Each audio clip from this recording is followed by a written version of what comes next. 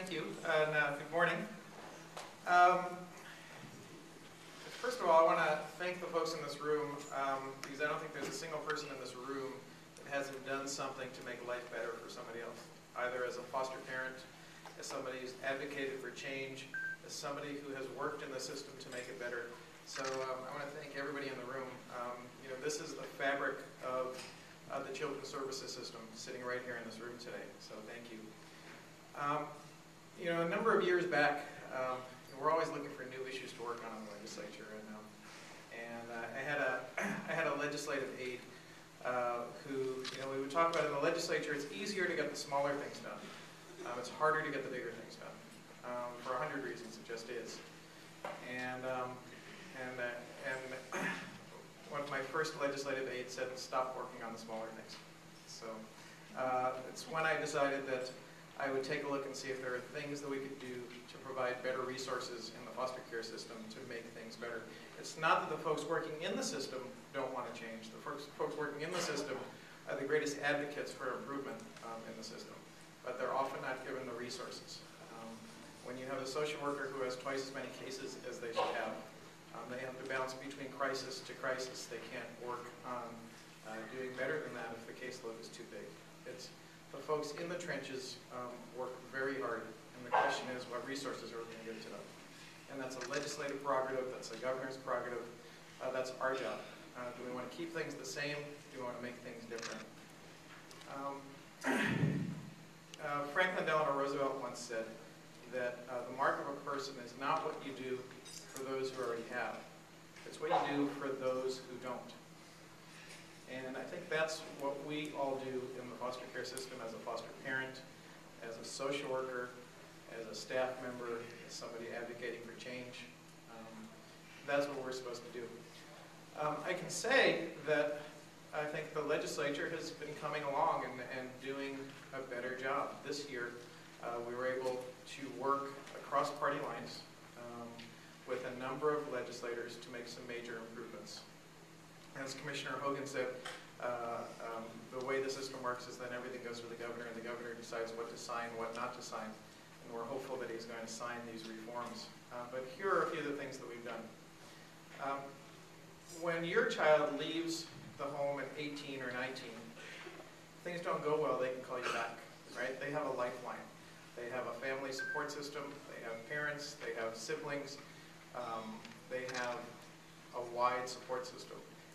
When you leave foster care, often there's nobody to call when you leave, right? And so nationally, children's advocates have started to say, what do we do not just to remove youth from harm and remove them from their parents when they're being harmed, but what do we do to transition youth to success? Because in Alaska, a system that sees roughly 37% of our youth ending up homeless at some point after leaving care isn't working. Nationally, when less than 10% of our youth end up going to higher education, that's really not working. And so we passed House Bill 126. It received unanimous support in both the House and the Senate. And House Bill 126 follows the national move to extend foster care to age 21 for those youth who need it. You might need it because you've started college and you've got no place to live. You might need it because you've got no other prospects, because you're still going through job training, because you're still trying to get your life together, because you had 15 foster care placements during your childhood, and you really didn't at 18 have the same experience as somebody who didn't have that kind of dislocation. So House Bill 126 says that. It also says if you make a mistake and leave foster care when you're young, you're allowed to come back in if you show up with a job plan or an education plan or a life improvement plan. So House Bill 126 passed. And we got a number of things in the budget that will help, I think, increase the success of foster youth in the state, and by the way, probably save the state money, because college and job training are cheaper than social services or jail for the 30% of youth who come out of foster care and end up that way. The budget includes some money to expand the number of college scholarships we provide to youth who go to the University of Alaska.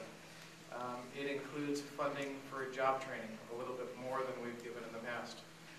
Right now, the state has 4 independent living coordinators who try and manage the youth from age 16 to 21, transition to success, jobs, education, life skills. But for the roughly 550 kids who are eligible, I'm avoiding looking at the facing foster care table because I'm not supposed to say kids, I'm supposed to say youth. But for social workers, for the 550 eligible youth, is difficult. It's a difficult burden on those who are assigned the task of helping youth transition to success. We added a few more staff to the independent living program. We have said that the national studies and the national movement to keep youth in a stable school situation is a smart one, so that when youth bounce between foster homes, we want to make sure they're able to not have to bounce between schools in the middle of the school term. So we've added some funding to help OCS maintain school stability for youth who have dislocation during the school year. Things like that. So we are hopeful the governor's going to sign those things. I know that many people have written the governor. The governor always, regardless of party, has to decide what stuff is in the budget, what stuff is in there that was just a fancy of a legislator, and what stuff is in there that has community support. So for those of you who want to dash a note to the governor, just contact our office and we can get you some information, or just contact him directly. It is fair for him to say, I want to know who supports what and what in the budget is not supported. So those are the things. But basically, our job together is to make sure that the American dream is not shared by those who already are sharing it, but that it's shared by everybody. And that brings me to one final point. Amanda Mativier from Facing Foster Care and I went down to a conference sponsored by the Casey Family Foundation in Seattle. And one of the things that they are doing in Seattle is they've started a clothing store. It's brand new clothing, name brand clothing for foster youth so they can shop and not wear secondhand clothes.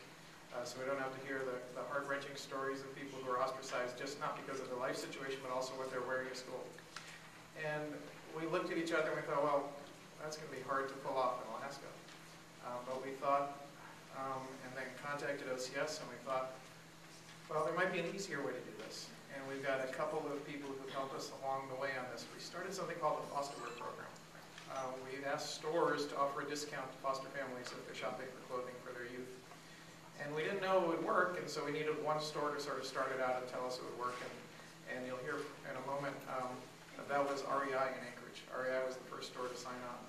And then we needed a statewide store, and AC stores signed on. So AC stores is now part of the foster work program.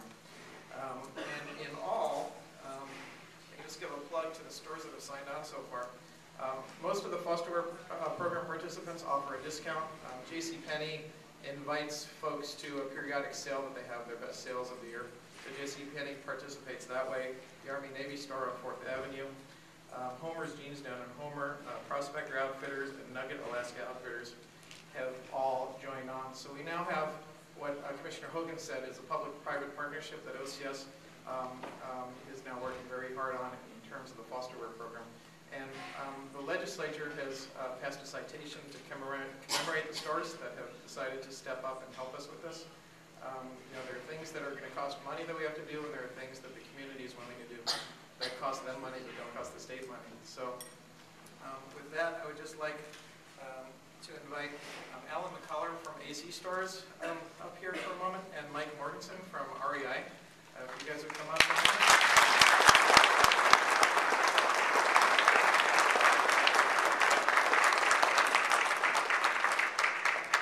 Alan from AC Stores, he and I have met, and I really appreciate AC Stores' ability to bring this sort of statewide for us. So Alan, thank you much.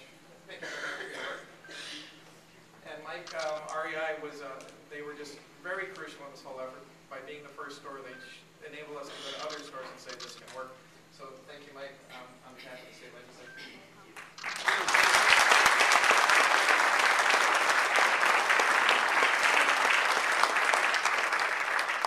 Okay, now I've used 15 of my 10 minutes, so I think I better stop. Thank you very much.